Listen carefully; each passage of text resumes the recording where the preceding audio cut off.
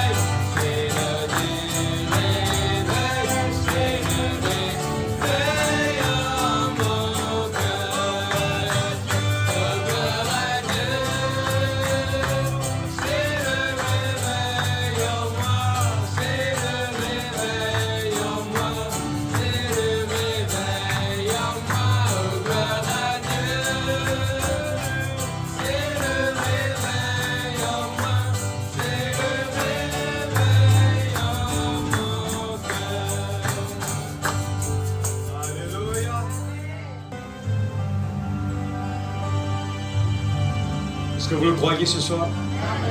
Il faut que la foi arrive à un niveau où le voyer. Amen. Sachant que c'est la parole. La parole l'a dit, je le crois. Il faut arriver là. There's a sweet, sweet spirit in this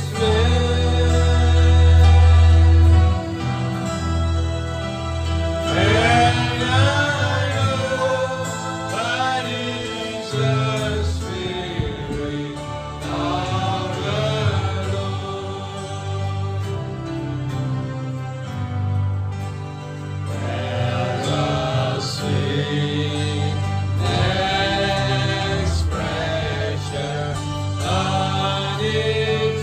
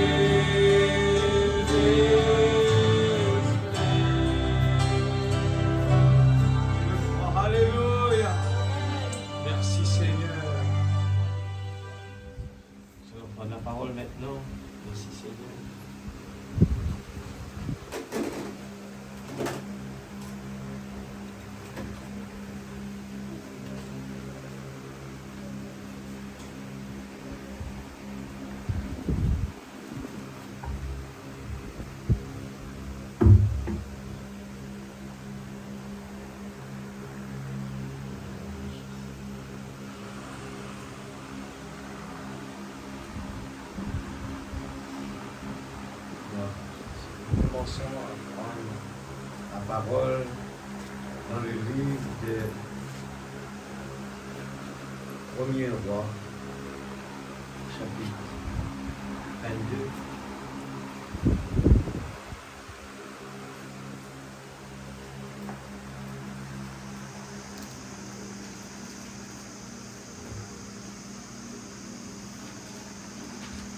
Tellement à lire, mais je vais essayer autant que possible de bien prendre. Je vais continuer à la maison.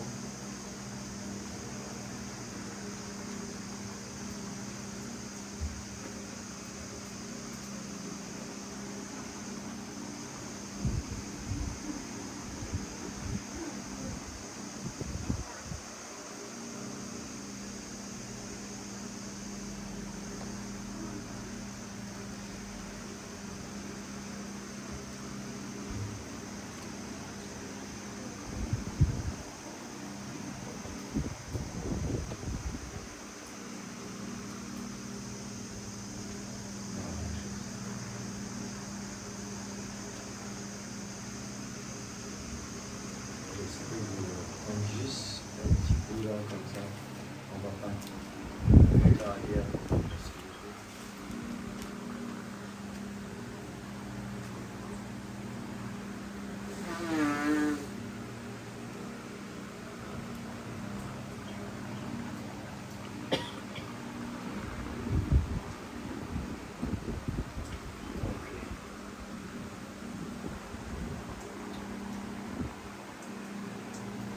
Nous allons prendre à partir du verset 7.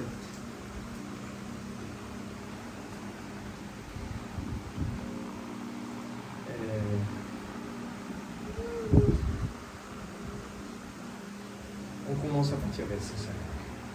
Puis Josaphat dit au roi d'Israël, 22,5. Puis Josaphat dit au roi d'Israël, consulte donc maintenant la parole de l'Éternel. Le roi d'Israël rassembla les prophètes au nombre d'environ 400 et leur demande, dois-je aller attaquer Ramoth en Galade ou dois-je y renoncer? Ils répondirent, monte-y et le Seigneur la livrera entre les mains du roi. Mais Josaphat dit, n'y a-t-il plus ici aucun prophète de l'Éternel pour que nous puissions le consulter?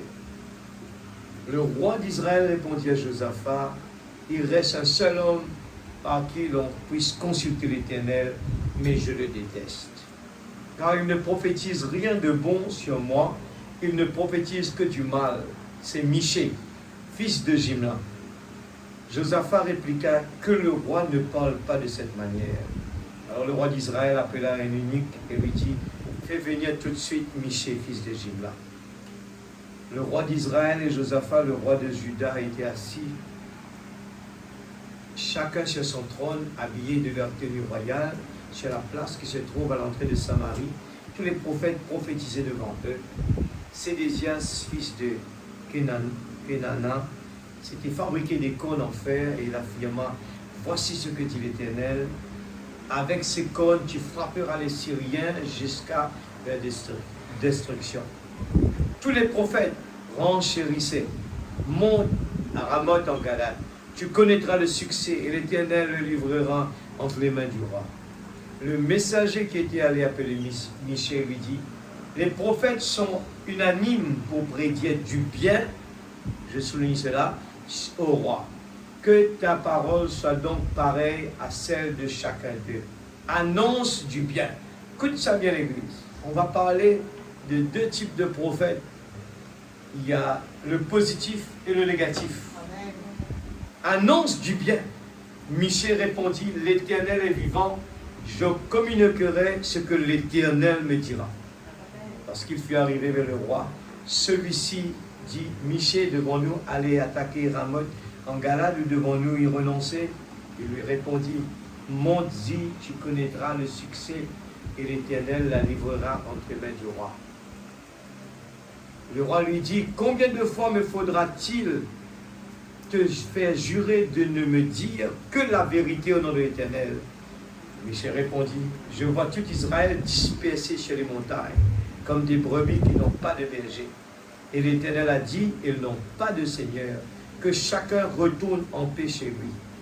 Le roi d'Israël dit à Josaphat, ne te l'avais-je pas dit? Il ne prophétise rien de bon sur moi. Il ne prophétise que du mal.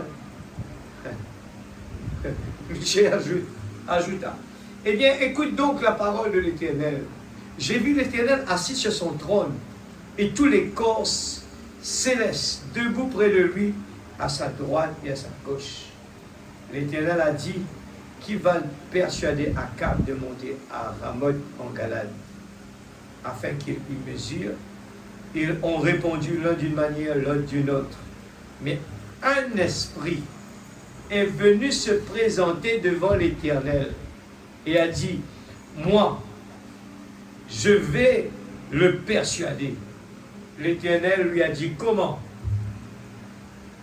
Je vais sortir, a-t-il répondu, et je vais être un esprit de mensonge dans la bouche de tous ces prophètes.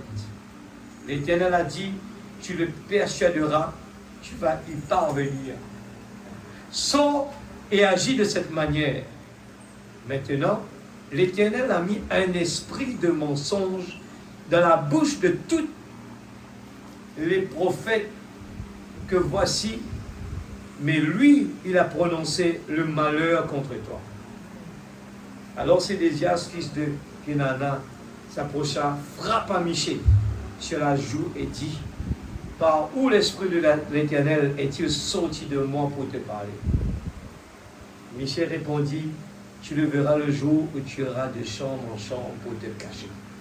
Le roi d'Israël dit, arrête Michée et amène-le à Amon, le chef de la ville, et à mon fils Joas. Tu leur ordonneras, voici ce que dit le roi. Mettez cet homme en prison, nourrissez-le du pain et de l'eau de misère, jusqu'à ce que je revienne en paix. Michée dit, si tu reviens en paix, c'est que l'Éternel n'a pas parlé par moi. Il ajouta, écoutez, vous, tous les peuples, le roi d'Israël et Josaphat, le roi de Juda, montèrent à Ramoth en Galade. Le roi d'Israël dit à Josaphat, je vais me déguiser pour aller au combat, mais toi, mets tes habits. Le roi d'Israël se déguisa donc, puis il partit au combat. Le roi de Syrie avait donné cet ordre aux 32 chefs de ses chars. Vous n'attaquerez ni soldats ni officiers, mais seulement le roi d'Israël. Mais les chefs des chars aperçurent Josaphat. Ils se dirent, c'est sûrement le roi d'Israël. Et ils s'approchèrent de lui pour l'attaquer. Josaphat poussa alors un cri. Voyons que ce n'était pas le roi d'Israël. Les chefs des chars s'éloignèrent de lui. Alors un homme tira au hasard. Regarde le programme de Dieu. L'Église, quand la désobéissance vient, eh bien, un hasard, un homme tira une flèche. Pas besoin même d'aller chercher où l'homme était. Et il frappa le roi d'Israël entre les deux parties de la cuirasse. Le roi dit, il était déguisé, hein? Le roi dit à celui qui conduisait son char, fais demi-tour et fais-moi sortir du camp de bataille, car je suis blessé. Le combat fut si violent ce jour-là que le roi fut retenu dans son char face aux Syriens et il mourut ce soir. Le sang de sa blessure coula à l'intérieur du char.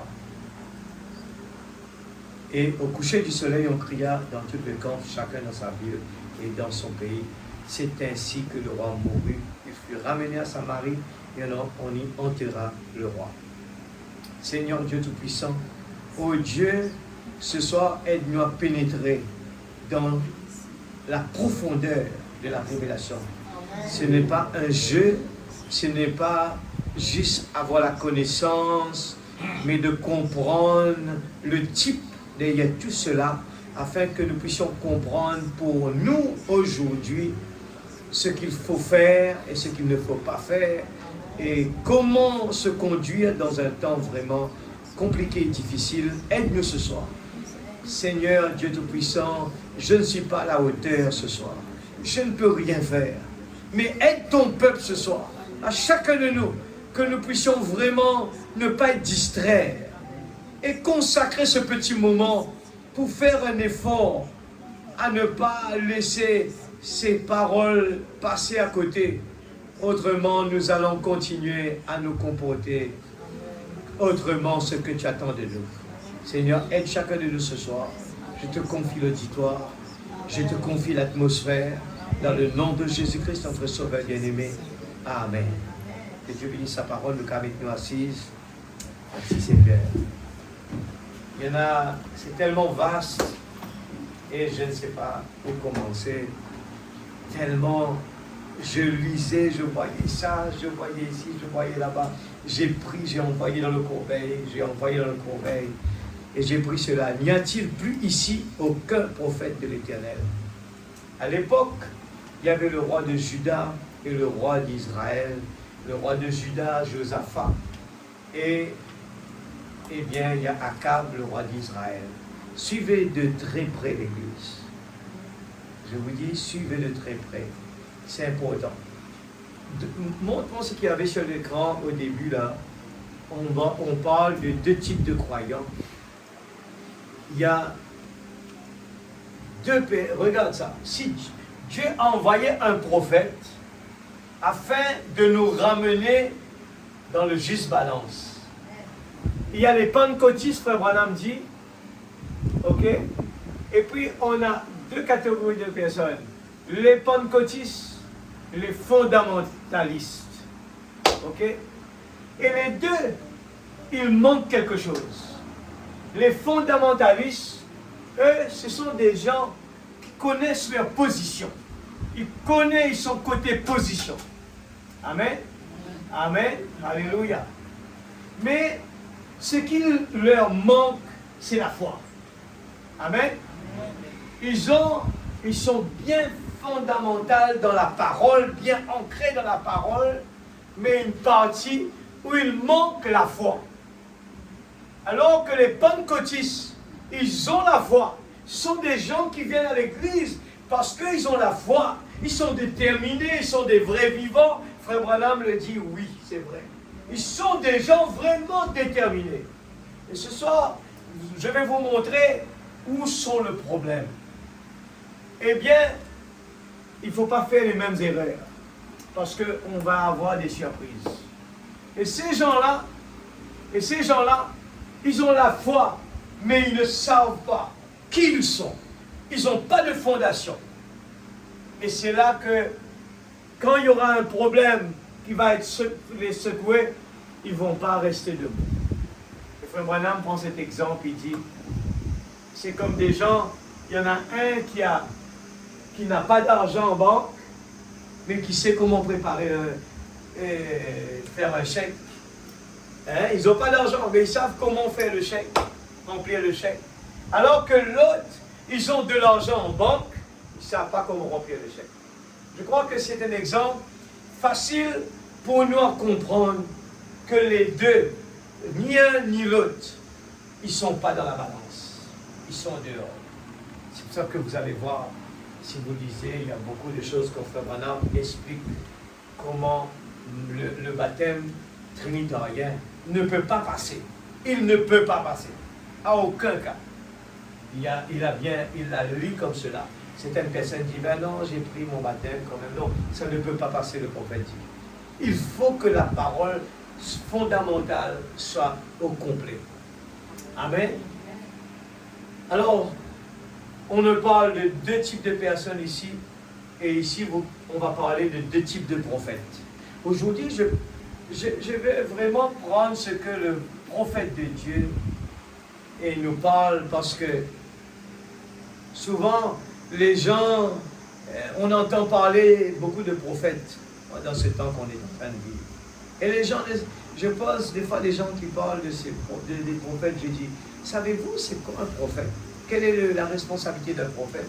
Qu'est-ce qu'un prophète est supposé de faire? Ils ne le savent même pas. Ils ne le savent même pas. C'est facile à distinguer un vrai prophète de Dieu. Il y en a dans leur Bible plein. Tous ces prophètes, on peut les distinguer. Ils sont différents. Ce n'est pas des fois, il dit c'est un prophète, mais je dis, mais je ne distingue pas comme un pasteur. Mais qu'est-ce qui fait la différence de ce prophète? Maintenant, vous allez me dire, il prophétise. Mais si je vous montre depuis la Bible qu'il y a eu beaucoup de les gens qui prophétisent, Dieu, dans la Bible, a démontré à quel point il y en a des mensonges. Des mensonges. Je commence. Alors, la prophétie, la Bible parle, on connaît l'arbre par ses fruits, et une prophétie ne peut pas être quelque chose dans l'air, il doit y avoir quelque chose qui va arriver. Et ce soir, nous avons compris que le roi d'Israël, lui, il prend plaisir à ce qu'on dise des bonnes choses. Et les gens aujourd'hui, ils aiment bien la prophétie qui dit l'Église, va de l'avant, Dieu est avec toi, continue la route. Alors les gens sortent, ils sont motivés. Mais ça ne veut rien dire. Ça ne veut rien dire. Ils ont la foi avec une prophétie fausse, ils se régalent, ils vont se réjouir, mais ils n'ont pas de position dans la parole. Je vais vous prouver dans la parole. Amen. Nous prenons Ézéchiel 13, premier. J'ai pris une partie de l'Église. Il faut aller fouiller, vous allez voir à combien les prophètes de Dieu ont parlé pour ouvrir les yeux des gens, pour leur dire, faites attention de ces prophéties. Et regarde comme il le dit, Ézéchiel 13, verset 3. Regarde cela, il dit, voici ce que dit le Seigneur l'Éternel. Malheur aux prophètes. Regarde comment le prophète dit, ces prophètes qui sont fous, qui suivent leur propre inspiration et ne discernent rien. Tes prophètes d'Israël sont pareils à des renards au milieu des ruines. Vous n'êtes pas montés devant les brèches. Vous n'avez pas construit de murs pour la communauté d'Israël afin de retenir ferme dans le combat. Hein? Ils sont toujours ébranlés. Ils disent que des bonnes choses. Et le roi d'Israël aime bien. Il n'aime pas Michée. Hein? Ils vont dire que Michée c'est un faux prophète. Il va traiter Michée comme le dernier des derniers. Il va l'envoyer en prison. Et c'est ce qui se passe aujourd'hui. La même chose. Le vrai, seulement l'épouse peut le voir. Ce n'est pas fait pour que tout le monde. Maintenant, si quelqu'un qui a la révélation, il se distingue entre le bon et le mal. Mais les gens qui n'ont pas de balance, ils croient dans le vrai prophète, mais ils croient aussi dans le faux prophète. Ça aussi, c'est un gros problème. Ils ne savent pas faire la différence. Et parce qu'il y a la guérison divine, alors c'est bon. Ils ont la foi, mais ils ne sont pas fondés dans la parole. Maintenant, nous, dans le message, on ne doit pas être ni à gauche ni à droite. Nous avons un prophète qui nous fait faire bien attention de rester au milieu. Amen. Parce que nous sommes dans un combat et nous devons produire l'Église. Je vous dis, nous avons des gens dans ce message qui écoutent le message, qui vont à l'Église. Mais quand on va les regarder, on se pose des questions, mais ils n'ont rien compris. Ils n'ont rien compris. Dans des petites choses, on n'arrive pas à exécuter. Ce n'est pas une loi, l'Église, c'est une vie. Ce message n'est pas de la loi, c'est une vie. Parce que j'ai le Saint-Esprit en moi. Quand je vois un prophète de Dieu, la voix de Dieu est en train de me dire, le pasteur disait cela, c'était déjà en moi. Quand la profondeur appelle la profondeur, je n'analyse pas maintenant, je ne pars pas dans le message pour aller trouver des excuses, mais parce qu'il y a une profondeur en moi, ça doit être approuvé dans l'immédiat. Sans aller chercher des réponses, aller poser des questions à des gens, à des pasteurs. Non, on n'a pas besoin d'église. Si c'est comme cela, mais que se passera-t-il pour des gens qui n'ont pas accès avec ces pasteurs-là? Il doit y avoir une profondeur en nous. Et le Saint-Esprit qui est en nous va nous guider. Ce message va venir vers nous. Et c'est pour cela que je dis, n'essayez pas de trouver des passages dans le message, dans la Bible, pour trouver des excuses. Aujourd'hui, les gens disent, Dieu ne regarde pas le cœur. Non, Dieu ne regarde pas l'extérieur, Dieu regarde le cœur. Vous voyez, ce sont des excuses. Amen. Quelqu'un qui sait vraiment c'est quoi la parole de Dieu, il ne va pas jouer. Il ne va pas jouer dans un côté négatif. Il va se dire, même si je ne suis pas sûr, je préfère me tenir dans le positif. Amen. Mais je ne vais jamais prendre le risque, parce que je n'ai pas compris, de me tenir à gauche, parce que j'ai vu une écriture qui me dit autrement. Parce que la parole a besoin de la révélation. Ézéchiel, verset 6, il dit, leurs visions ne sont que des faussetés. Leurs prédications que mensonges. L'Église, cette même Bible nous dit, il faut bien avoir l'esprit. Eh bien, pour juger où est le bien, nous sommes dans ce temps-là. Si nous ne savons pas discerner les esprits, nous allons avoir des problèmes. Ce n'est pas le temps d'aller attendre le pasteur venir pour poser des questions. Nous sommes dans un temps où nous devons croire la parole. Un point, c'est tout. Leurs visions ne sont que des faussetés. On n'est pas là pour aller prendre son temps, pour aller accuser qui que ce soit à l'église. Ceux qui ont des oreilles entendent ce que l'Esprit dit à l'église. Je ne suis pas là pour aller appeler quelqu'un sur la table, sur la radio, devant la télévision, pour aller faire le challenge contre celui-là et contre celui-là. On n'a pas le temps pour ça. Ce sont des jeux d'enfants, ça. Laissez l'Esprit de Dieu faire la conduite comme lui, il veut.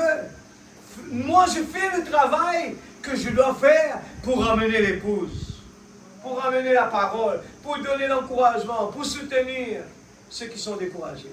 Et je ne suis pas là à perdre mon temps pour aller dire non, c'est pas rouge, c'est blanc, c'est rouge. Non, la Bible est là pour ça. Je ne suis pas là pour faire des jugements. Ce n'est pas à moi de le faire. C'est un risque énorme d'aller dire quelque chose qui demain peut se retourner contre moi. C'est pour ça que moi j'aime bien lire noir sur blanc. Et je le mets là, tout le monde le voit. Et je suis sûr que demain, et même le frère Branham l'a dit, je prêche le message que Paul a prêché. Si Paul va rentrer, moi aussi je dois rentrer. Pourquoi? Parce qu'il répète tout ce que, eh bien, tout au long de l'âge, il répète la même direction, il ne change pas de direction. Je ne prendrai pas le risque. Amen. Ils affirment, c'est ce que l'Éternel... Eux, ils disent, ils déclarent, ils affirment, c'est ce que l'Éternel déclare. Alors que l'Éternel ne les a même pas envoyés.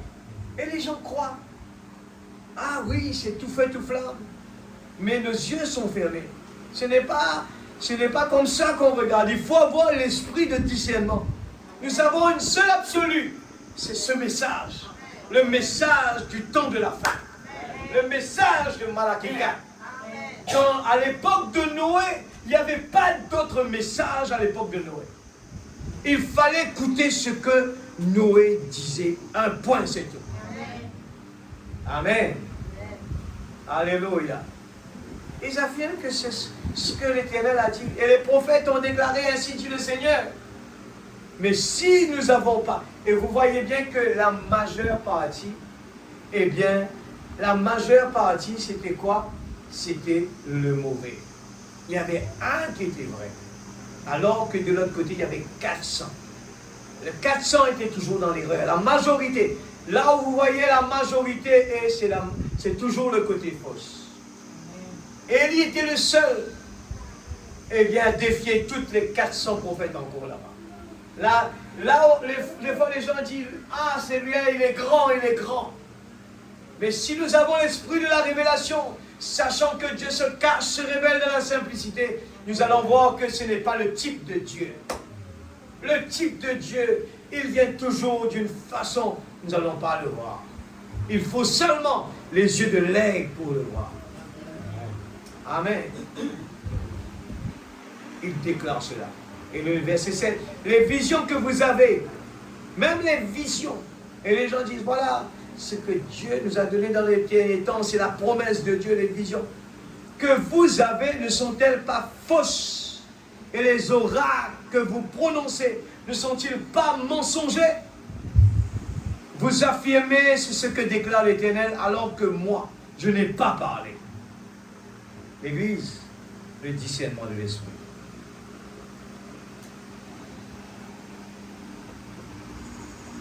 Premier roi 13, premier. Alléluia.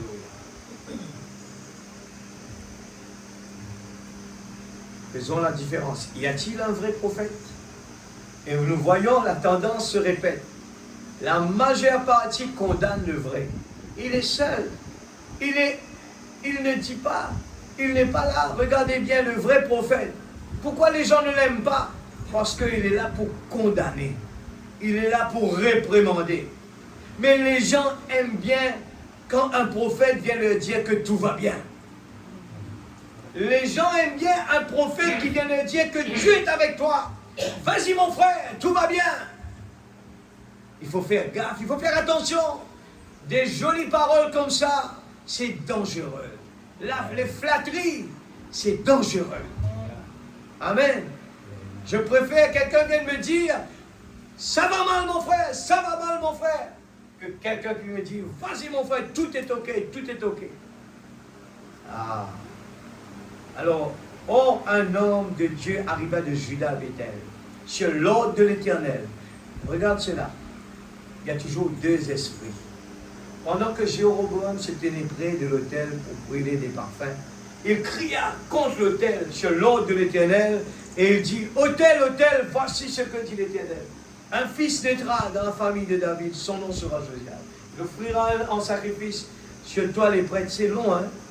Et verset 4. Lorsque le roi entendit la parole que l'homme de Dieu avait crié contre l'autel de Bethel, il avança la main par-dessus l'autel en disant, arrête-le!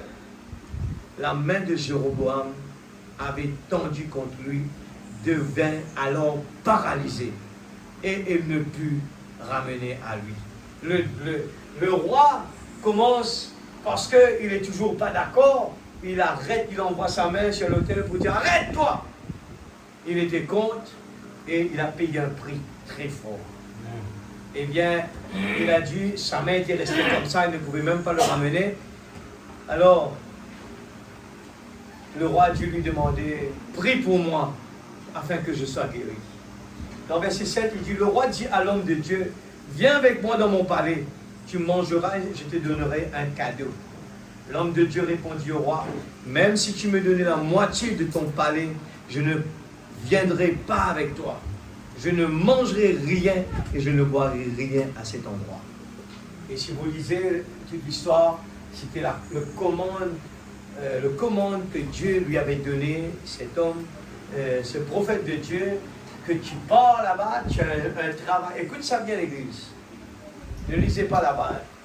Écoutez, c'est important de bien écouter, comprendre où est-ce qu'on parle. Cet homme de Dieu, eh bien, il avait reçu un commandement. Le type, il ne faut pas juste regarder une histoire. Dieu veut nous dire quelque chose et ça continue.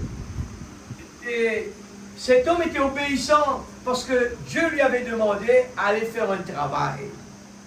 Et il est parti au début. Il avait même, le roi voulait lui donner des cadeaux, voulait lui faire manger chez lui, voulait l'inviter. Lui, il ne voulait pas de cela. Écoute ça bien, l'église. Aujourd'hui, l'homme, on est vraiment content. Ah, le président m'appelle chez lui, je vais aller là-bas. Eh bien, on pense que c'est un honneur, ainsi de suite. Mais regardez bien. Il faut des discernements dans tout ce que nous faisons. Quelle fréquentation? Parce que le diable vous attend devant. Cet homme avait de bonnes pensées. Il est parti chez le roi, il a refusé tous les cadeaux. Et lui, il n'a même pas pris à manger. Il a refusé. Écoutez ça bien, l'église. Demain, vous pouvez avoir... Si demain, vous avez la personne en chef, il vient vous dire quelque chose que Dieu n'accepte pas dans la parole. Il vous demande de faire quelque chose qui paraît vraiment un cadeau extraordinaire, quelque chose que vous attendez très bien, mais le chemin que vous devez passer demande à ce que vous faites des compromis par rapport à la parole. Écoutez ça bien, l'Église. Nous vivons en plein dans ce temps-là. Si demain, quelqu'un vient vous faire une proposition qu'il faut faire un compromis à la parole, faites bien attention. Parce que Dieu s'assoit et regarde votre réaction. Amen, l'Église. Vaut mieux tout perdre sur cette terre. Vaut mieux être pauvre sur la terre et d'être obéissant à la parole que de faire compromis à la parole. Des fois, nous, on pense souvent que le compromis, c'est souvent quand, si quelqu'un vient vous dire, eh bien, arrête de croire dans cette parole, sinon je vais te tuer. Il n'y a pas que ça. Hein. Le diable est tellement malin qu'il ne va pas venir comme ça parce que le pasteur prêche tellement dessus. Il va venir vous proposer, je le répète encore une fois, une bénédiction poisonnée, qui est un compromis à la parole. La façon qu'il vous le donne, la loi ne le permet pas. Et là, vous allez devoir enfreindre à la loi de Dieu pour accepter ce cadeau sans savoir. C'est un cadeau empoisonné. Vous allez voir, il n'y a pas de bénédiction dedans.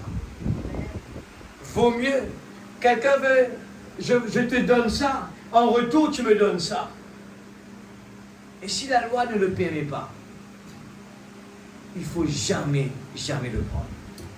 Regardez ce qui va se passer avec cet homme. Cet homme, au début, était convaincu de faire le travail de Dieu comme il devait le faire. Il avait bien commencé. Il avait refusé le bribe du roi. Il a refusé l'argent sale du roi. Écoutez ça bien.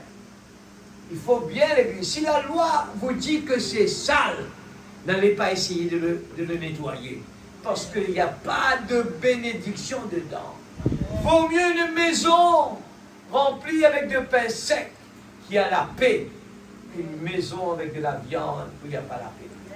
L'Église, il ne faut pas attendre à aller goûter à ça pour vraiment aller dire je ne vais pas le refaire encore. C'est vraiment, il ne faut pas essayer de goûter à ça.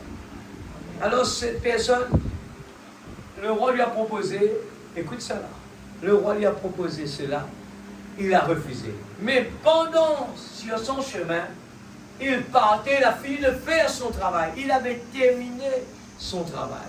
Et pendant qu'il partait, il était presque terminé. L'Église, c'est pour ça que le type parle comme cela, il dit, ne te retourne pas en arrière, regarde devant toi. L'autre, toi et ta famille, regarde devant toi. Ne te retourne pas les yeux derrière. Regarde devant toi.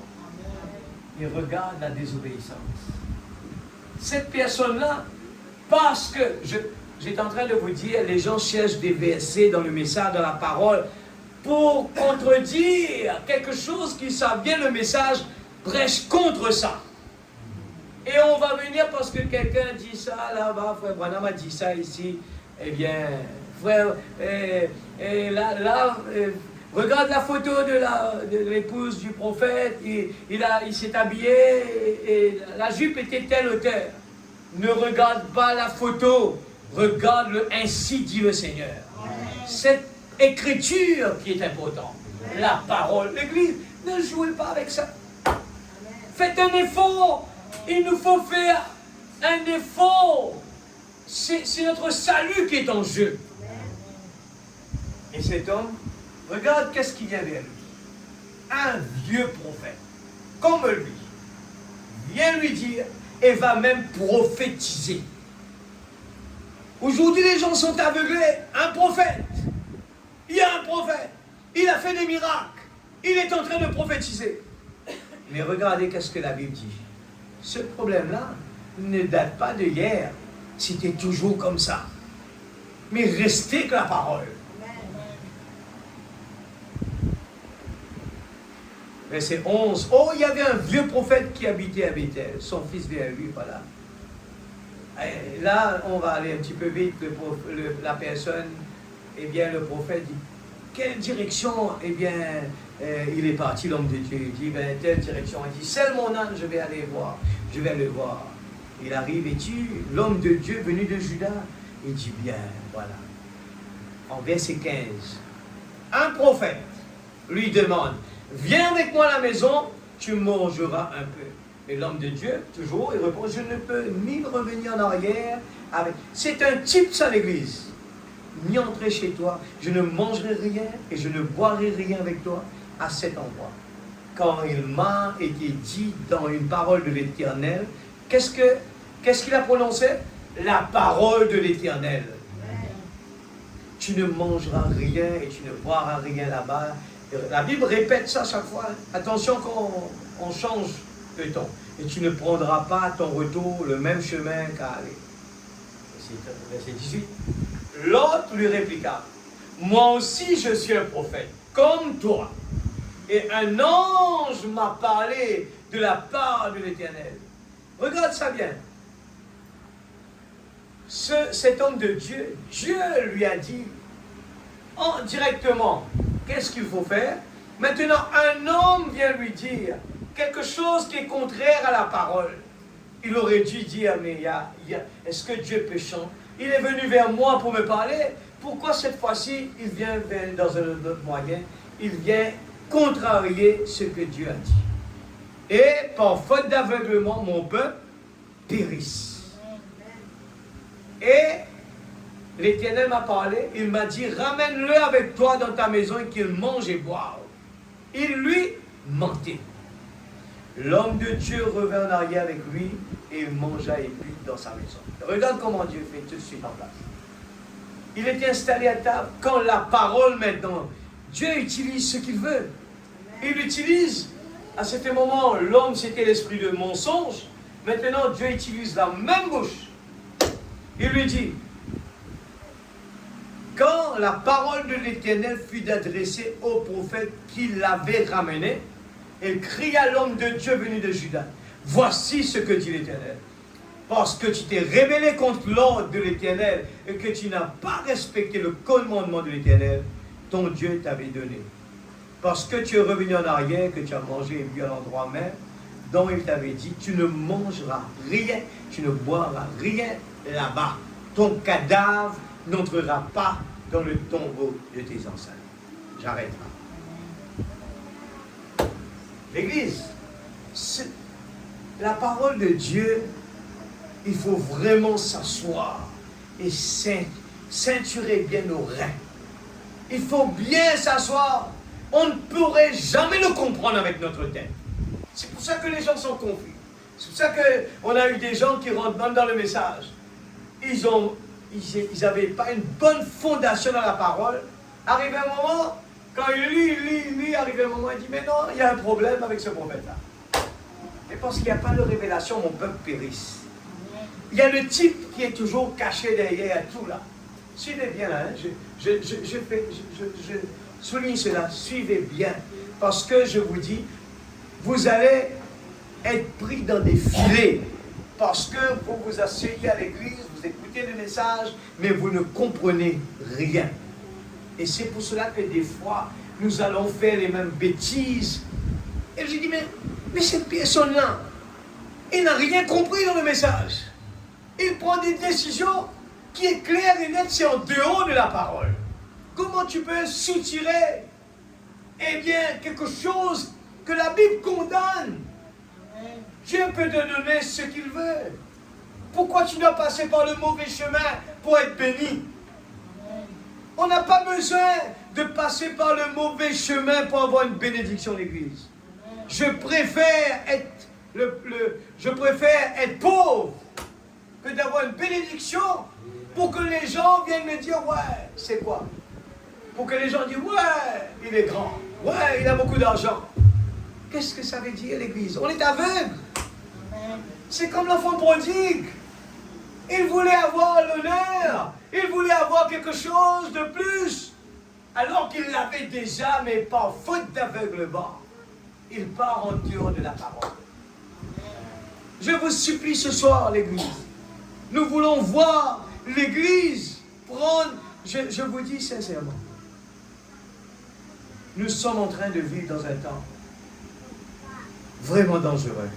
À l'heure où je vous parle, je vous dis, j'entends souvent les gens du message, eh bien, parler, oui, tu as entendu Israël là-bas, la guerre, tu as entendu ça. Mais laissez-moi vous dire, si nos yeux ne sont pas ouverts, ça ne change rien dans votre vie.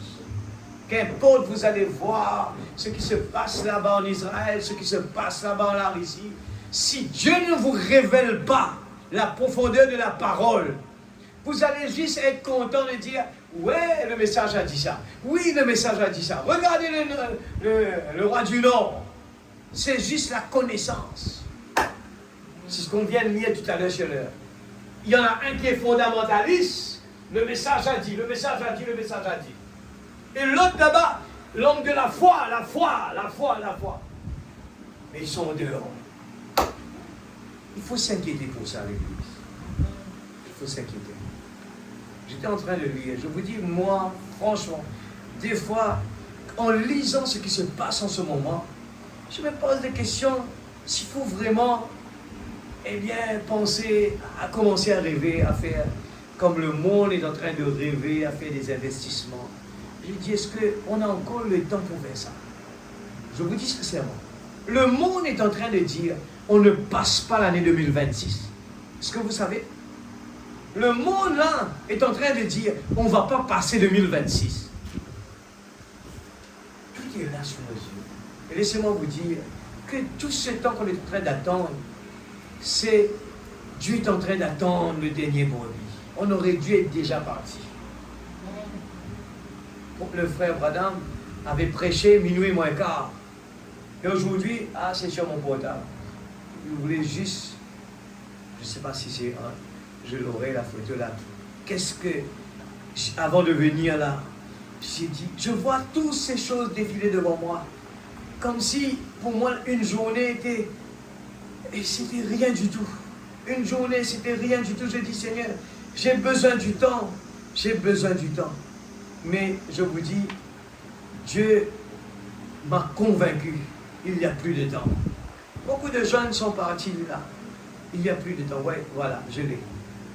Il dit cela. Il dit, it is 85 seconds to midnight. Je ne sais pas si je peux, si Noah peut mettre ça là-bas. Je veux que vous le voyez parce que c'est moi qui le dis comme ça. Parce que le prophète, quand il parlait, il disait, il est minuit moins quart. Aujourd'hui, ils sont en train de parler pas d'une minute, rien. Il dit 85 secondes. Et ce sont les scientifiques qui parlent, hein, je ne prends pas l'exemple, je ne vous prends pas l'exemple des gens de la Bible. Hein. Tu es là avec toi là? Je vais vous montrer. Scientists set the doomsday clock. Les scientifiques ont mis que la Terre, le dernier, eh bien, il est minuit moins 85 secondes. Il reste 85 secondes pour arriver à minuit. C'est symbolique ça, hein, pour montrer à quel point il reste. Il dit, il reste 4 secondes plus près que l'année dernière. Si vous voulez aller chercher, c'est en CRUX, C-R-U-X, c'est un des journaux internationaux qui parle des choses de l'actualité dans le monde. Alors je continue, si tu l'as, tu vas le mettre là, ici. Eh bien, je vous dis à quel point tout ce que je tape là, je vois les choses qui me démontrent il n'y a plus de temps. Et là-bas, ce qu'on avait lu là-bas, il disait, est-ce qu'il n'y a aucun prophète de l'Éternel? Parce que le roi de Juda, quand il a vu les 400 prophètes parler, il se disait, ça ne me dit pas vraiment, je ne suis pas convaincu. Vous comprenez qu'est-ce que je veux dire, ce qu'on a lu au début là? Quand le roi de Juda, écoutez, lui, le roi d'Israël, lui, il est content, ses prophètes, ses 400 prophètes qui lui disent, vas-y, l'église va de l'avant, tout est ok, on ressent la présence de Dieu, il y a beaucoup de choses positives. Mais le roi de Juda dit, ça me convainc pas, je sens, il y a quelque chose qui se cache derrière cette prophétie-là. Et là, il pose la question, c'est ça le titre. Est-ce qu'il n'y a pas vraiment un prophète de l'Éternel ici? Et les gens disent, oui, il y en a un qui s'appelle Michel, mais je le déteste. L'église. Et les gens détestent le prophète de Dieu aujourd'hui, Malachie 4. Ils cherchent tout pour le mépriser. Mais quand même, ces gens-là, ils osent quand même aller prendre ce que Michel a dit, ils viennent mettre dans leur prédication. Et les gens disent, quelle prédication? Ouais, laissez-moi vous dire, beaucoup de ces prédications qui est en train de tourner jusqu'à maintenant, ce sont des prédications qui sortent du message. S'il n'y avait pas ce message volé, vous allez voir que les gens allaient raconter tout simplement des histoires à la chair. Mais ici, avec ce message, il n'y a que des warnings qui vous disent faites attention. Ici, on ne vient pas dire allez-y mon frère, tout va bien. Non, ça c'est dangereux ça. Allez me montrer dans la Bible un vrai prophète qui parle comme ça. Ça n'existe pas. Aujourd'hui, je vous ai montré à quel point, eh bien, il y en a plein comme ça. Donnez-moi Ésaïe 29 maintenant. Je continue pour vous démontrer à quel point dans la Bible, Ésaïe 29, verset 9. Il y en a beaucoup comme ça où Dieu est en train de montrer. Il dit, restez bouche bée, stupéfaits, collez-vous les yeux et devenez aveugles. Ils sont ivres, mais ce n'est pas à cause du vin. Ils titubent, mais ce n'est pas sous l'effet des liqueurs fortes. Vous savez, le jour de la Pentecôte, c'était ça. C'était ce qu'il dit, non, c'était pas... Les gens croyaient que c'était des liqueurs, mais c'était le vrai. Mais cette fois-ci, qu'est-ce que Dieu est en train de dire? Il dit, restez bouche bée, stupéfaits, collez-vous les yeux, devenez aveugles. Ils sont ivres, mais ce n'est pas à cause du vin. Ils sont ivres, ce n'est pas à cause du vin. Mais qu'est-ce qui s'est passé pour qu'ils se comportent comme ça? Il dit, regarde dans verset 10, en effet, l'Éternel a déversé sur vous un esprit de torpeur. C'était pas l'esprit de... Regarde, à l'époque de... C'était à l'époque de la chambre haute, c'était le Saint-Esprit. Mais cette fois-ci, parce que ces gens étaient désobéissants à la parole, Dieu a déversé un esprit de torpeur. Là-bas, on avait lu, Dieu utilise aussi des esprits de mensonge. Hein? Alors, l'Église, si on n'a pas l'esprit de discernement, on ne pourra jamais survivre dans ce monde. Parce que parmi le blé, comment savoir où est le blé? Hein? Il y a tout est mélangé là. Il dit, laissez tout là et livrez. Tout est ensemble, l'Église. Livrez, le blé est ensemble. Pas parce qu'aujourd'hui vous entendez Frère Faniel dire Dieu vous bénisse. Dieu est vrai, je crois en Dieu, que vous pensez que Frère Faniel est en ligne, non? La Bible dit, il faut que vous produisez des fruits, voilà. Allez sur Crux, en ligne, vous allez voir, c'est international, bien connu. It is 85 seconds to midnight. Ils ont poussé plus fort que ce que le prophète a dit. Scientists set the doomsday clock at 85 seconds to midnight, the symbolic point of annihilation. Vous connaissez, c'est quoi annihilation? L'annihilation. Frère Branham parle de l'annihilation. Ce n'est pas avoir une petite poussière de la terre qui va rester. L'annihilation, c'est annuler complètement l'existence de tout ce qui est mauvais. Dieu va détruire tout ce qui est mauvais. L'annihilation.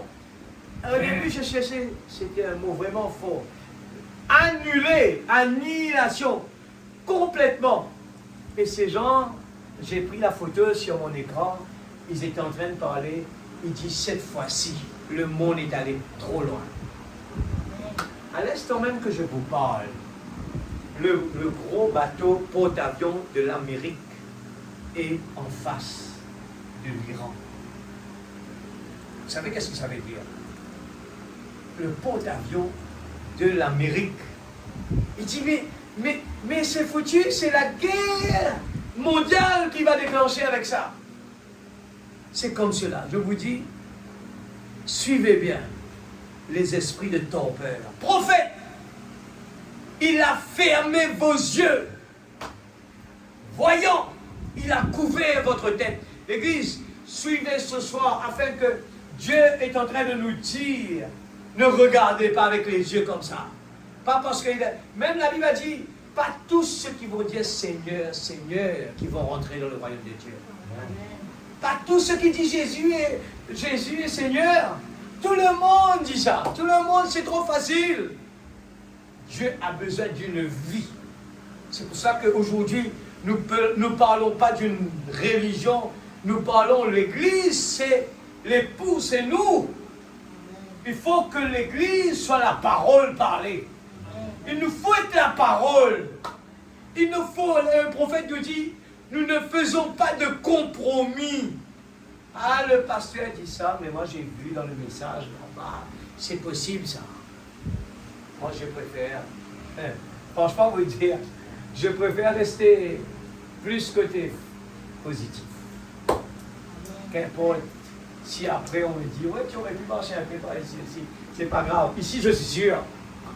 Je ne le fais pas, je suis sûr. Amen, l'Église. N'allez pas chercher des excuses. Ce n'est plus le temps de faire ça. Toute cette vision est devenue pour vous pareil au mot d'un livre cacheté. L'Église, Ésaïe a tout dit.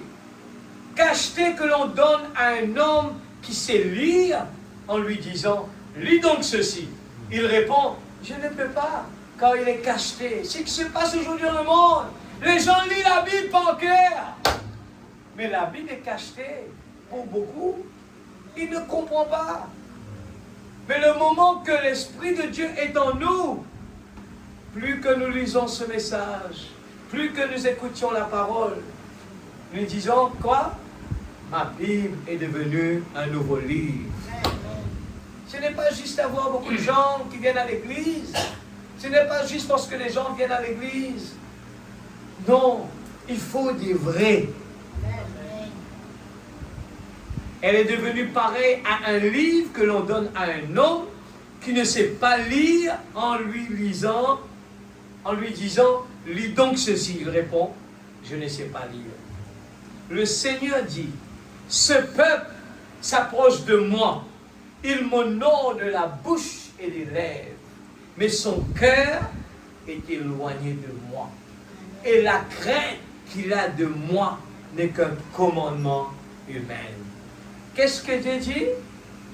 La crainte qu'ils ont pour Dieu, c'est simplement parce que le pasteur a dit. On se cache quand le pasteur n'est pas là. Mais ce n'est pas le pasteur qu'il faut avoir peur.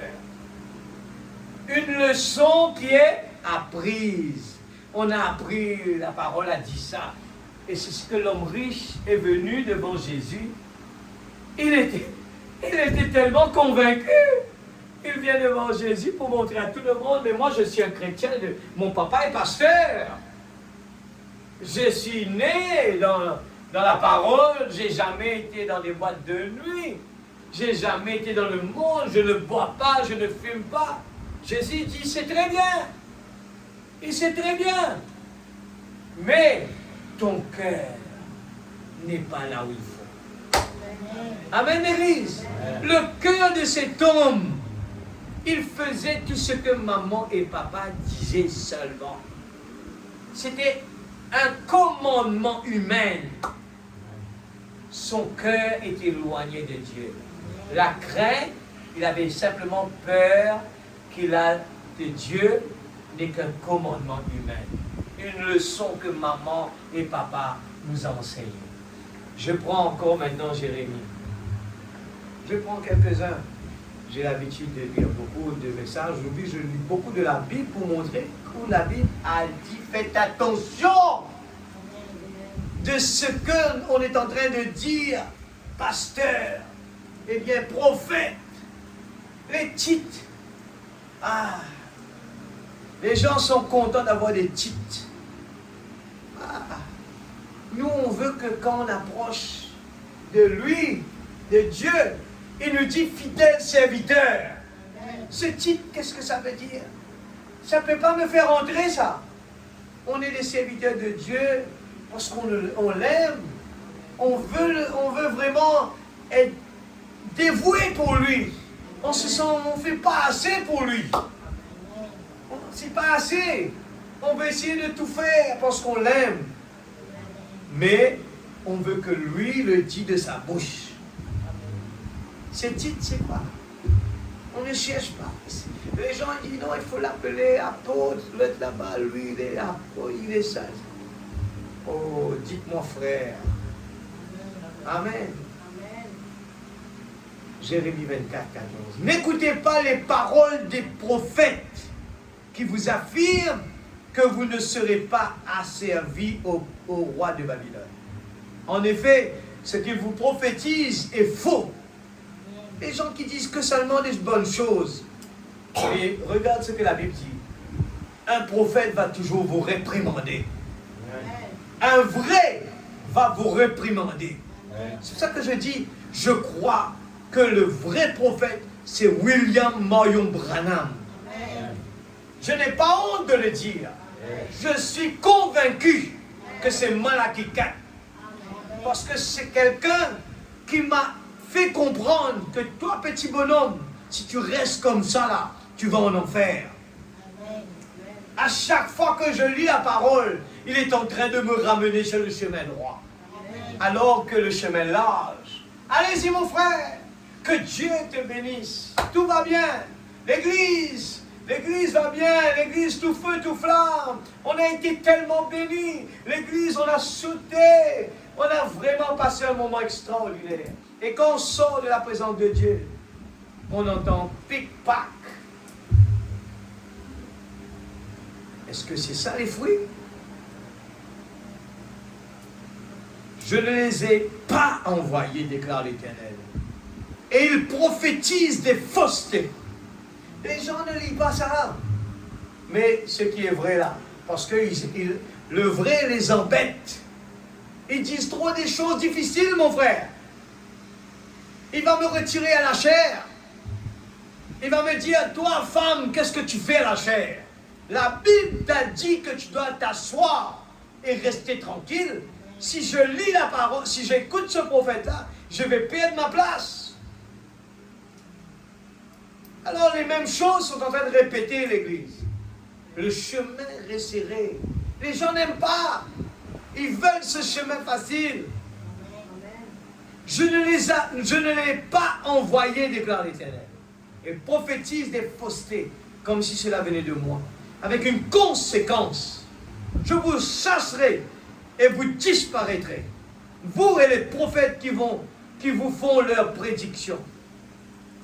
J'ai dit aux prêtres et à tout ce peuple, voici ce que dit l'Éternel. Les gens me disent, tu as entendu là telle personne là, qui parle de ce message, qui prophétise sur telle affaire pour arriver. Je dis alors, ça veut dire quoi? Parce qu'il est en train de répéter le message qui dit que ça va arriver, ça va arriver. Il faut regarder sa vie. C'est ça qui est important. Il est en train de répéter ce que le prophète a dit qui va arriver. Il est en train d'analyser, comme la météo. Il regarde le temps, il regarde le vent, il regarde le soleil. Il fait son analyse. Mais alors, c'est quoi? Est-ce qu'à ce moment-là, on va se dire qu'il faut le suivre derrière? Non, je reste avec la parole. Il disait, dit aux prêtres et à tout ce peuple, voici ce que dit l'Éternel, n'écoutez pas les paroles de vos prophètes qui vous prédisent. C'est maintenant et rapidement que les ustensiles de la maison de l'Éternel vont être rapportés de Babylone. En effet, ce qui vous prophétise est faux. Dieu a frappé Israël et les faux prophètes disent non, tout ce que Babylone a pris de chez vous, eh bien, tout va revenir. Mais non, Dieu a frappé Israël. Il l'a frappé. Et les gens veulent encourager les gens. Vas-y, tu peux aller en guerre. L'Éternel approuve cela. Il faut faire bien attention. Gloire à Jésus. Gloire à Jésus.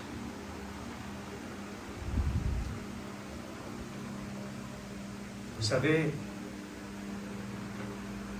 nous vivons dans un temps, je vais prendre ça juste parce que c'est à la une, dans le monde entier, quand on voit le prophète de Dieu de ce temps, nous sommes en train de nous dire, attention! Eh bien, je vais un peu prendre, excuse-moi peut-être, c'était quelque chose qui n'est pas là-bas. Hein? Alors, regarde ça. Je suis en train de parler prophète vrai et faux. Regardez un prophète de Dieu. Quand il prêche sur un son confus, et nous voyons la chose. 61 03 15. Un prophète de Dieu. Il l'a dit en 61. Et nous voyons aujourd'hui, et je vous dis, les gens connaissent bien ce message, mais pas beaucoup de gens vont le comprendre. Nous vivons dans un temps où tout a été basculé. Le monde est en train d'être basculé en ce moment. Chacun voit ce qu'ils ont fait sur le mur aussi là, la photo. Ok, on va mettre ça après. Je lis ici là. Paragraphe 20. Écoute ça. Et puis je crois que c'était le sénateur d'un État, Frère Branham parle, qui parlait à Frère Chakaryan. Là, au Groenland, et vous savez, on en parle dans le monde entier. Greenland est à la une en ce moment. Et un prophète en 61 a déjà parlé de ça. Au Greenland, où cette nation s'est préparée à détruire la terre à partir de Greenland avec l'arme atomique. Il suffit de toucher un bouton. Je vous parle de ça parce que ça a relation au 3e guerre mondiale. Quand il vous parle de l'arme atomique. Et aujourd'hui, on voit Greenland qui est en train d'être à la une. Quelque chose qui était pour l'Amérique. Et tout à coup, quelqu'un arrive. Il dit, j'ai besoin de ça. Et un prophète, il dit, il suffit de toucher un bouton et chaque nation disparaîtra de la terre. Vous voyez, tout ce qu'on entend, c'est ils ont une bombe qui peut faire une telle chose, mais ils en ont une plus grosse que cela. Vous savez, vous ne laissez pas divulguer tous vos secrets quand cela, des affaires d'État. 61, le 15 mars 1961. Les gens qui écoutaient ce message à l'époque, eh bien peut-être ils ne comprenaient pas qu'est-ce que le prophète voulait dire. Mais un prophète de Dieu est déjà parti. C'est tous ces pays qui sont dans le monde, il vous cite l'arme atomique et Greenland. Et les gens posent la question, mais Greenland, c'est une île de glaçons. Et les gens sont en train de se batailler pour l'avoir. Mais qu'est-ce qu'il y a derrière ça? Et Frère Branham donne la relation avec la bombe atomique et c'est Greenland. Alors vous allez comprendre que c'est poussé à bout. On a touché un boubou. Et cet homme qui est venu là, il joue un rôle vraiment important. À cet moment, les gens, quand ils ont vu cet homme parler, il est bien croyant, protestant, bien croyant, il soutient les chrétiens. Les gens disent, voilà, le monde va être béni. L'Église, j'espère, je n'ai pas le temps, mais je vous dis comme ça, les gens disaient, ah, c'est l'homme qui, oui, Dieu peut utiliser qui il veut. C'est l'homme qui a changé quelque chose en Israël qu'aucune autre personne n'a pu le faire. Il a nommé Jérusalem comme la capitale. Ça doit être comme cela. Mais Dieu utilise un homme. Amen. Et il peut. Et je ne l'ai pas lu. Je n'ai pas eu le temps de le lire là. Où, eh bien, il parle que Dieu, eh bien, il était là, il a dit, permettez-moi, un esprit est venu vers Dieu, il dit, mais permets-moi d'aller vraiment et mettre le mensonge dans la bouche des prophètes. Frère Branham parle dessus, je l'ai eu là, mais je ne sais pas si je vais arriver ici. Un esprit de mensonge et Dieu permet. Dieu permet, il dit, vas-y, vas-y. Et ces gens vont parler, des prophètes qui vont dire des choses, qui vont vraiment les emmener, et on voit finalement, eh bien, Akab va même se déguiser. Écoutez, quand quelqu'un désobéit l'église, qu'importe tu te caches, et que le pasteur ne te voit pas, même personne de l'église ne te voit, Dieu te regarde. Dieu te voit. Cet homme, il a fait ça pas exprès. Le roi de Juda ne savait pas qu'est-ce qu'il y avait derrière sa tête. Il lui dit, toi, eh bien, reste dans tes vêtements de roi. Et qu'est-ce qu'il fait lui? Parce qu'il savait que la Syrie le recherche lui. Alors, il s'est dit, quand les gens vont voir le roi, ils vont tuer le roi de Juda. Et lui, il se cache, il se déguise. Mais qu'est-ce qui se passe? Il y a le Dieu puissant qui est en train de planifier le programme. Akab, le prophète de Dieu t'a dit qu'il ne faut pas faire ça. Parce que tu as désobéi. Voilà les conséquences. La prophétie ne peut pas être changée. Amen, l'église. Ce que la parole ainsi dit le Seigneur, Michée a dit, cela doit être comme ça. C'est pour ça qu'aujourd'hui, le ainsi dit le Seigneur, le mystère de Dieu révélé, eh bien, il y a toutes les promesses de Dieu pour nous aujourd'hui. On n'arrive pas à l'appliquer, on n'arrive pas à le digérer, on n'arrive pas à l'avaler. L'église, on doit pouvoir venir à l'église et prendre Dieu au mot. C'est pour ça que vous pensez que c'est par hasard que le prophète a fait ça? Il aurait pu le dire avec la bouche. Mais tout ça a été fait parce que c'est compliqué pour les gens. Et beaucoup de gens croient qu'ils croient. C'est ce que l'homme riche a fait. Il dit, j'ai fait tout ça moi. Mais son cœur n'était pas là. Alors laissez-moi vous dire, nous pouvons venir ici avec notre bouche dire que je crois que Dieu guérit. Mais tu ne crois pas. Nous pouvons venir ici et dire que la Bible a dit 2 ou 3 assemblées en mon nom. Mais dans notre tête, on est en train de dire ça aurait dû être comme ça aurait dû être comme ça. Mais non, on n'est que des marionnettes entre la main de Dieu. Je ne peux pas changer le programme de Dieu, mon église. Moi-même, je ne savais pas comment ce message va dérouler. Moi aussi, j'écoute. Le prophète de Dieu, lui aussi, des fois, quand il part, il remet la bande, il va écouter qu'est-ce que l'ange a dit dans sa bouche. Il va réécouter la bande. Parce que lui aussi, il ne savait pas trop la tournure que ça allait être.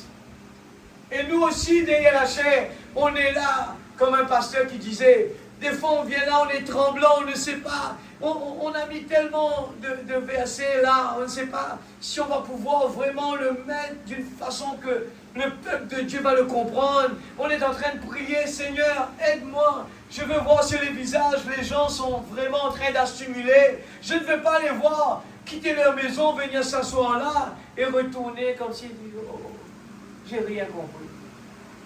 Ça nous fait mal, l'église. Je ne prends pas plaisir à juste voir les gens. Tu as entendu ça pour la première fois. Parce que j'ai pas besoin de ça. J'ai pas besoin que l'église vienne me dire, c'est moi la première personne qui a dit ça là ce soir. C'est la première fois que vous entendez ça. J'ai pas besoin de ça, moi.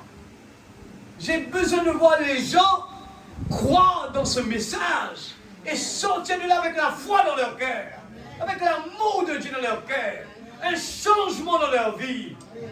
À quoi ça sert? Moi, j'ai dit ça pour la première fois. Qu'est-ce que ça va changer dans la vie des gens? Rien. Il a ses connaissances.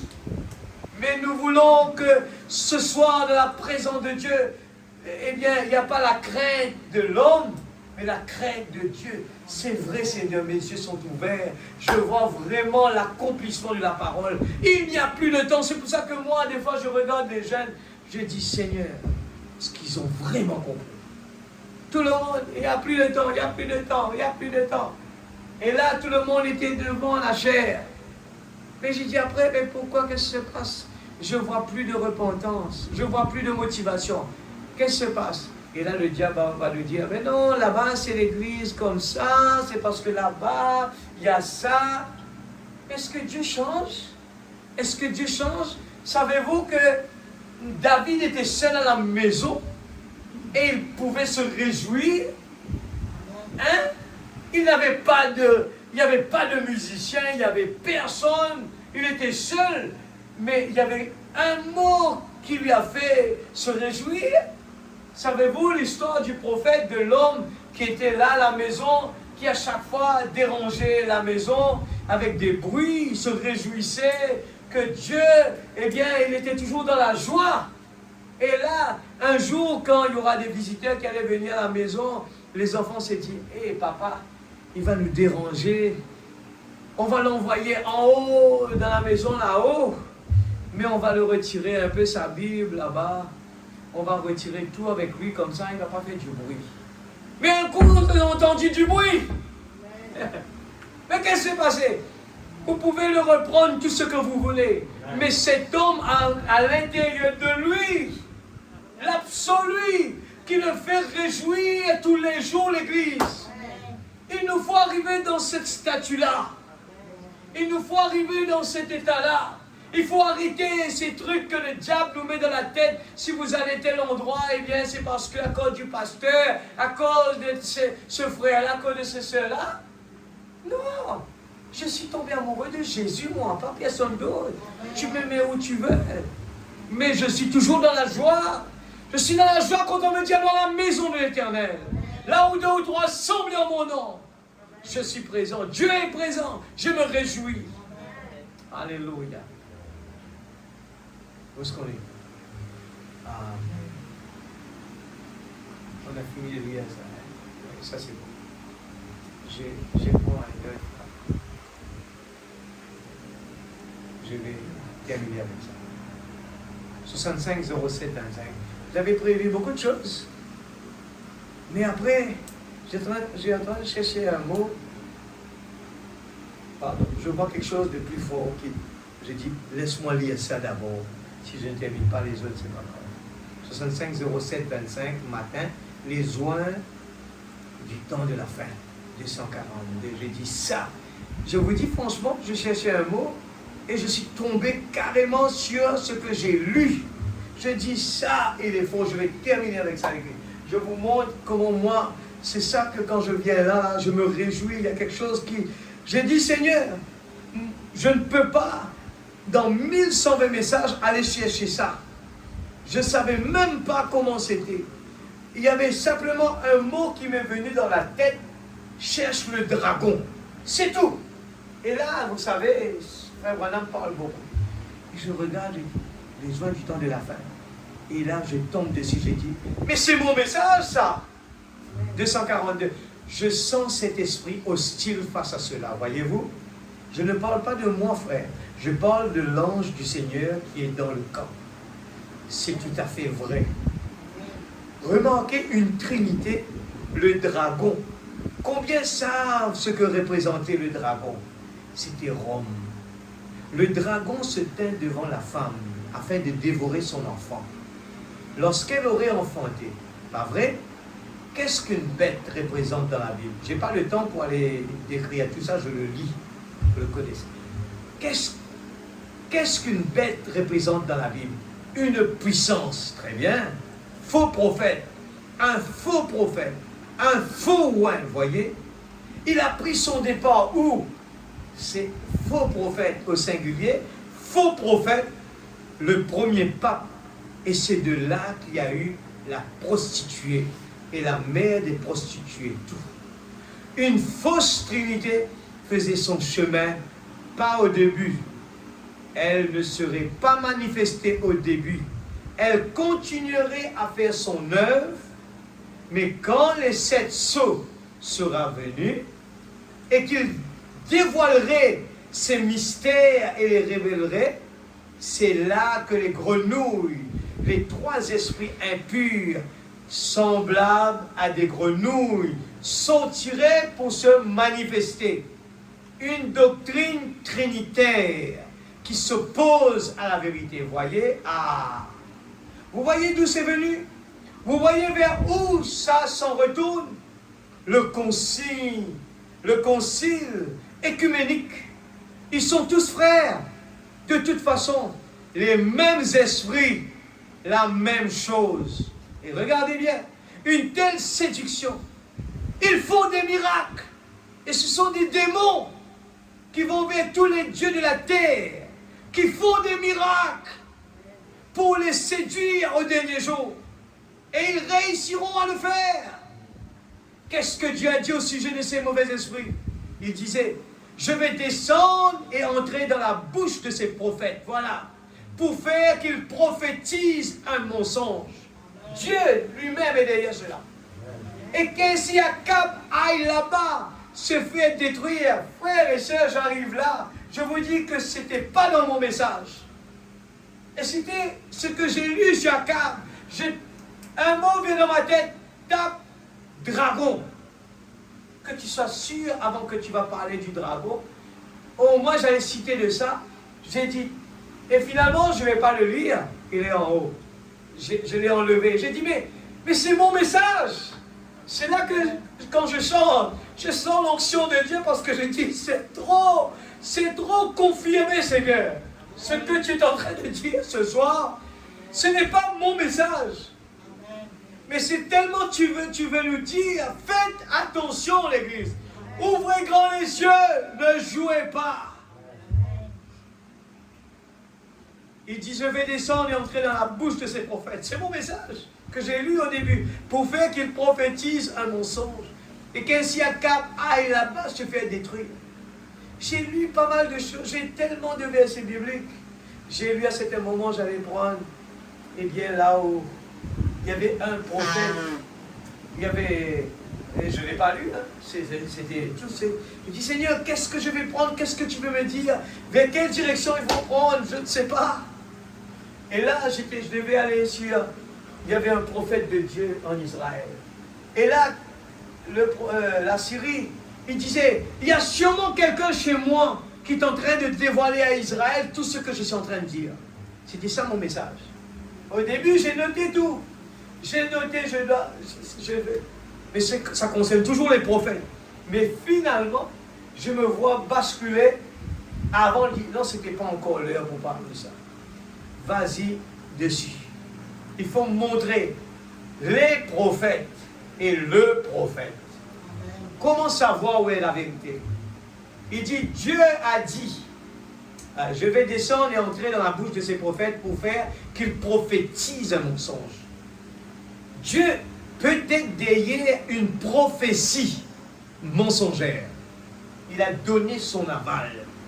Parce que, pourquoi? Je vous dis, pourquoi Dieu a permis cela? Si vous pouvez répondre cela. Pourquoi Dieu a fait que, est-ce que pour son plaisir, il demande à un esprit, mais vas-y, va dans ces prophètes. Est-ce que c'était juste pour un plaisir? Il doit y avoir quelque chose.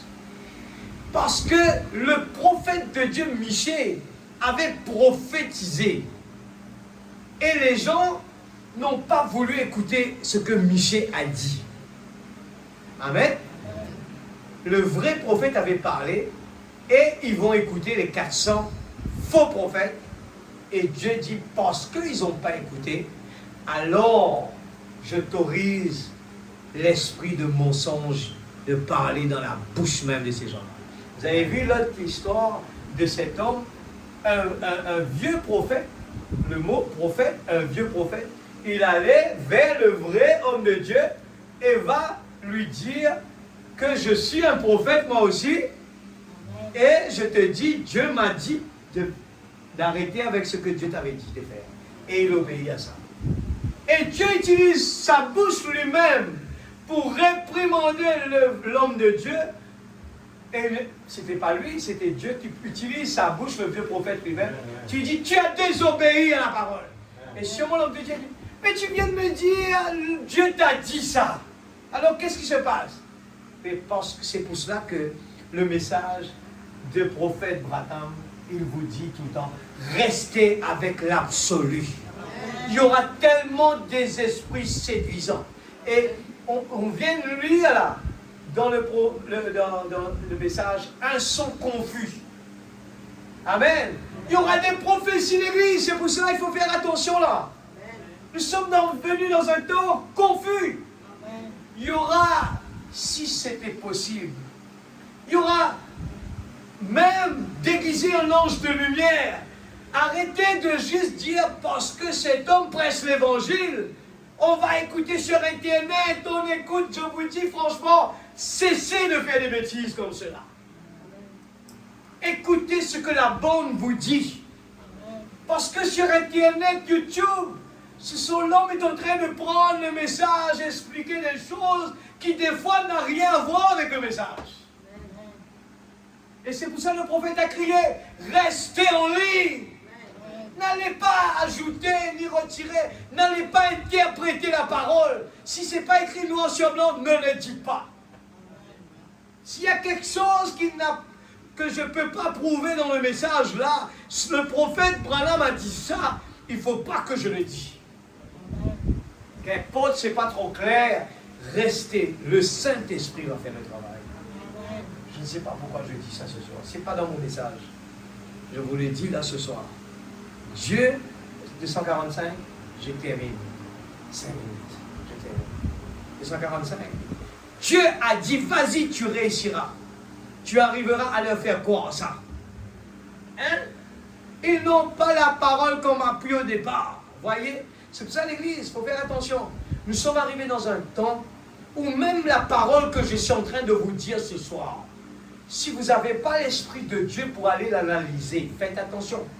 Pas parce que Frère Faniel a dit ça, vous allez avec cela. Allez, il faut avoir l'esprit de discernement. Et allez méditer, Seigneur, oh Dieu, fais le travail maintenant. Autrement, vous allez t'embrouiller. Ici a dit ça, là-bas a dit ça, mais qu'est-ce qui est vrai, Seigneur? Je ne comprends pas. Restez en ligne simplement. Dieu fera le reste. Faites tout ce qu'il vous dira, l'église.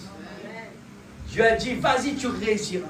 Tu arriveras à le faire croire ça. Ils n'ont pas la parole comme appui au départ. Regarde le problème.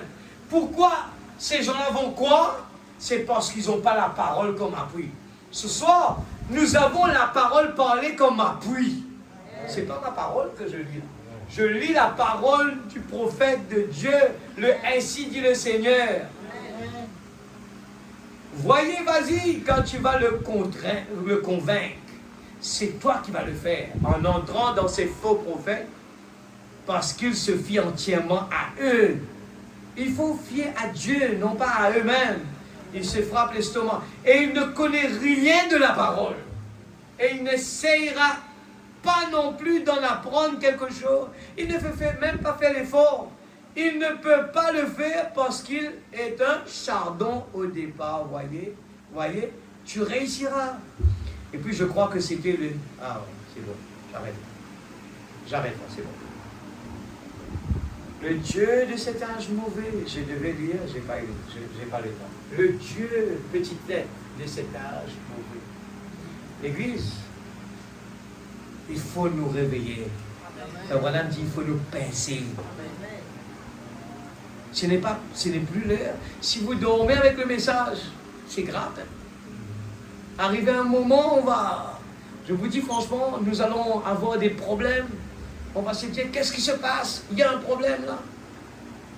Alors, je crois que Dieu a quelque chose pour chacun de nous ce soir. Mettons de Dieu. Je crois que chacun de nous, comme je vous dis, priez pour moi. Moi, je vous dis sincèrement, je ne suis pas là, c'est pas mon but du tout, essayer de vous mettre dans des problèmes, de vous compliquer la vie. Si demain je sais que je suis en train de faire ça, je ne pourrai pas me pardonner. Je sais que ce n'est pas de la politique que demain quelqu'un vient me pardonner. C'est une affaire de Dieu. C'est très sérieux. Je risque gros l'Église. Je sais quel est le poids de venir là, dans la présence de Dieu, venir prêcher le message. C'est pour ça que c'est important de prier pour chaque personne qui vient à la chair. Priez pour ces gens. Parce que vous avez vu à quel point, eh bien, quand nous allons en dehors, les conséquences sont graves. Prenons un petit chant. Alléluia. Mais ce soir, je ne suis pas là pour vous faire peur. All is well pour la petite épouse. Pourquoi? Parce que la petite épouse croit toute la parole. Il ne peut pas la dire, ah c'est difficile. Non, il croit la parole. Et ce soir, qu'est-ce que vous allez faire? Vous allez, je suis sûr que vous avez noté pour aller lire, continuer cette brochure-là. Amen. Vous allez étudier parce que je n'ai pas dit tout là. Il y en a plein de choses à lire encore. Only believe. All things are possible. Je crois que c'est en Dieu. Alléluia. Pardonnez-moi si j'ai dit quelque chose de mal. Je n'ai pas l'intention d'église.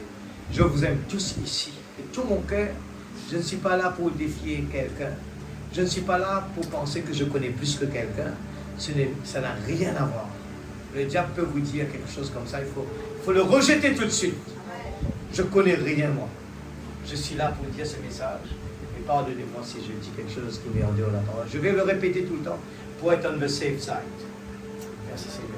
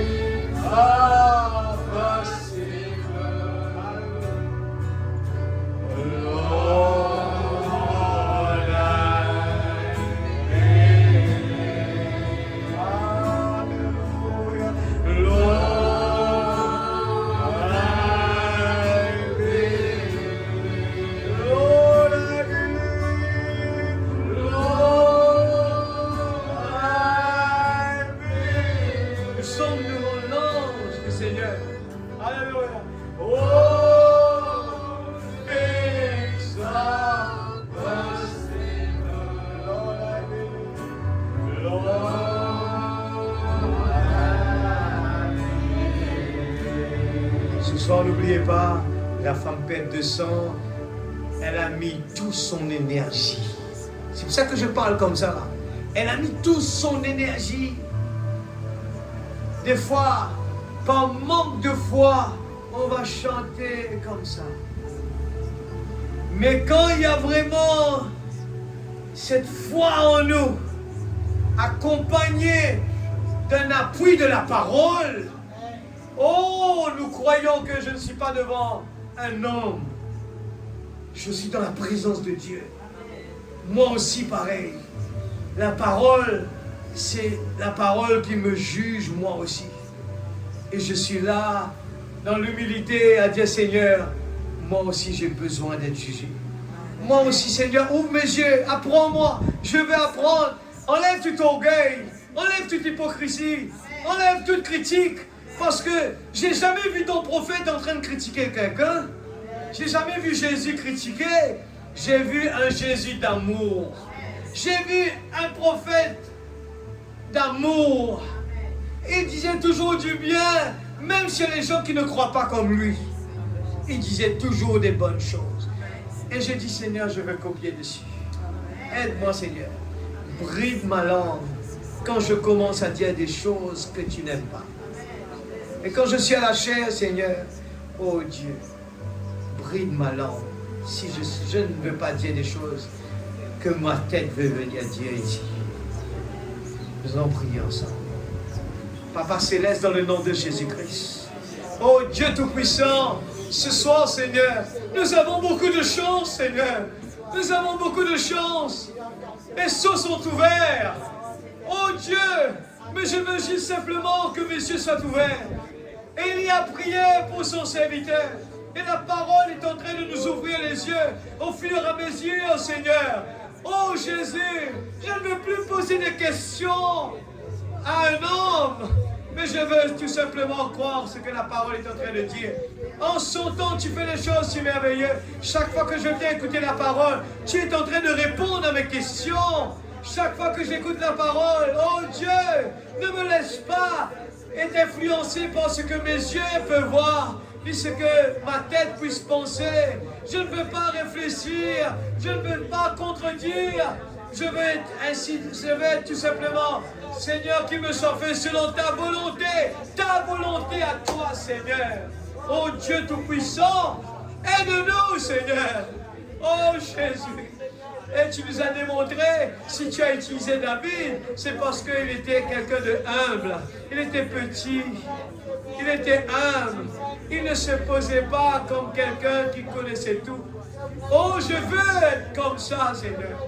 Je ne veux pas être, Seigneur Dieu, quelqu'un d'orgueilleux. Je ne veux pas être quelqu'un qui connaît tout. Je veux être la personne la plus humble que possible, Seigneur. Qu'importe, Seigneur Dieu, devant les gens, Seigneur Dieu, je suis ridicule, ou bien qu'importe, je ne suis en erreur, ce n'est pas grave. Je ne veux pas me justifier devant les hommes, je veux me justifier devant Dieu. Alléluia.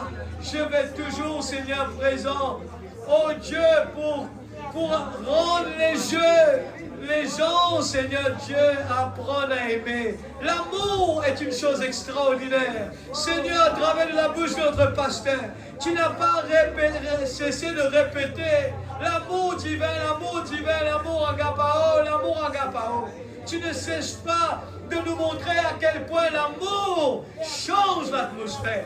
L'amour va guérir les malades. L'amour va réparer les problèmes. Il suffit de laisser l'auteur de l'amour faire le travail. Seigneur Dieu, ferme ma bouche. Et je veux que c'est l'amour, ton amour, qui parle dans ma vie. Je veux que c'est ton amour, parce que ce corps, il va être en colère. Ce corps, il ne peut pas supporter que les gens parlent du mal sur lui. Mais quand l'amour s'élance, oh Dieu, je ne peux pas faire ça moi, mais toi tu peux le faire. L'amour va me fermer la bouche. L'amour, alléluia, il va m'empêcher de venir, oh Dieu, faire du désordre. Mais l'amour, il va m'aider à aimer mes ennemis, à faire du bien pour mes ennemis. C'est celui qui est le plus fort. C'est quand l'amour s'élance. Seigneur, ce soir, tu nous as parlé des vrais et des faux. Oh Dieu, mais nous avons, Seigneur Dieu, nous avons reçu la grâce d'avoir reçu le vrai prophète. Oh, qui nous aide pour entrer dans le chemin étroit. Et ce soir, Seigneur, je te prie pour cette petite église, El Bethel Tabernacle, la petite épouse que tu as choisie. Bénis-les, Seigneur. De tout mon cœur, je te prie, Papa. Donne-leur tout ce qu'ils ont besoin pour la route, pour notre pèlerinage. Nous voulons être, Seigneur, un encouragement pour les uns et les autres. Utilise-moi, Seigneur. Utilise-moi, Père, pour que je sois un instrument de bénédiction pour tous mes frères et mes sœurs. Utilise-moi, Seigneur. Ce que je ne peux pas faire, je sais que tu peux le faire. Oh Dieu, je veux être une bénédiction. Je ne veux pas être une contradiction pour qui que ce soit, mais je veux être un canal de bénédiction. Et je crois, Seigneur, ce canal de bénédiction, d'amour, c'est la seule façon de convaincre les gens à venir vers toi. Oui, Seigneur, ce n'est pas à discuter. Ce n'est pas les discussions folles qui vont aider les gens à venir vers toi. Mais c'est le canal de l'amour de Dieu. Oh, je crois que nous sommes vraiment privilégiés. Ici, dans cette petite église, nous recevons beaucoup, Seigneur Dieu, de vitamines spirituelles. On nous réunit, Seigneur Dieu, en est entourant, Seigneur, la parole que tu nous as donnée pour ce temps-ci. Je suis en train de crier tous les jours, entrez dans l'arche. Oh Dieu, aide-nous à entrer dans l'arche. Nous voulons être à l'intérieur, non pas dehors. Nous voulons entrer dans le lieu saint des saints. Nous voulons être dans la chambre du roi. Nous ne voulons pas prendre plaisir à des grandes prédications, mais nous voulons voir la prédication en nous. Nous voulons voir la vie des prédications. Aide-nous, s'il te plaît, Père. Dans le nom de Jésus-Christ, je te prie, Seigneur. Oh Dieu Tout-Puissant. Vivifie ta parole dans chacun de nos vies ce soir. Vivifie la parole, oh Dieu. Je te prie dans le nom de Jésus. Dans chaque famille, dans tous les enfants. Seigneur Dieu, ce monde est corrompu. Nous voyons les tentacules du mal à travers tous ces instruments mobiles qui empêchent les jeunes de lire les brochures. Oh Seigneur, même les adultes, Père, qui volent notre temps à lire des imbécilités au lieu de lire le message. Oh Dieu, nous voulons tirer profit. Tu as dit aux l'homme qui trouve son plaisir dans la loi de l'Éternel. Et la médite jour et nuit. Non, rien d'autre livre que ça. Nous n'avons pas d'autre livre que ça. Le message de l'heure. La petite épouse se prépare. L'épouse se prépare. Oh Dieu, aide-nous, Seigneur, à faire attention dans ce temps que nous vivons. À ne pas écouter toutes les voix, mais écouter la voix de Dieu. Oh Dieu, aide-nous s'il te plaît, Père. Nous ne voulons pas essayer d'aller écouter des commentaires qui se trouvent en dehors de ce message. Mais nous voulons seulement ce qui est dit dans le message. Oh Père, aide-nous s'il te plaît. Bénis notre pasteur que nous apprécions beaucoup pour tous les efforts et des années qu'il n'a pas eu de repos. Seigneur, mais il fait toujours des efforts. Il se consacre. Nous voulons vraiment apprendre à l'aimer, Seigneur. Pour tous les efforts, la patience qu'il a eue avec nous, Seigneur. Oh Dieu, des fois, il s'est mis en colère à cause de nous. Mais pardonne-nous, Seigneur. Pardonne-nous, Seigneur. Mais je crois, Seigneur, tu l'as utilisé. Et tu es en train de l'utiliser. Aide-nous, Seigneur, à regarder toujours les bonnes choses qu'il fait, Seigneur. Oh Dieu, quand nous voyons quelque chose que nous n'aimons pas, que nous puissions mettre ça à côté. Et prendre tout ce qui est le bon côté, Seigneur. Et regarder le bon côté, oui, Seigneur, c'est notre frère bien-aimé. Comme tous les frères et sœurs, nous voulons regarder ce qui est bien. C'est notre frère bien-aimé. C'est notre sœur bien-aimée qui croit ce message. Oui, Seigneur, aide-nous à regarder comme cela. Oh Dieu, aide-nous, Père. Peut-être c'est moi que tu attends pour venir prendre la petite épouse. Aide-moi, Seigneur. Oh Dieu, s'il te plaît. Que tes anges campent autour de chacun de nous. Bénis tous ceux qui contribuent dans n'importe quelle façon pour faire que nous puissions les uns les autres nous encourager les uns les autres pour pouvoir être ensemble ce soir. Tous les efforts qui ont été faits, oh Dieu, j'apprécie cela. Bénis-les abondamment, Seigneur. Dans le nom de Jésus-Christ, notre Sauveur bien-aimé. Amen. Alléluia. Alléluia. Alléluia, c'est un Dieu qui répond. Chantons cela et nous allons partir.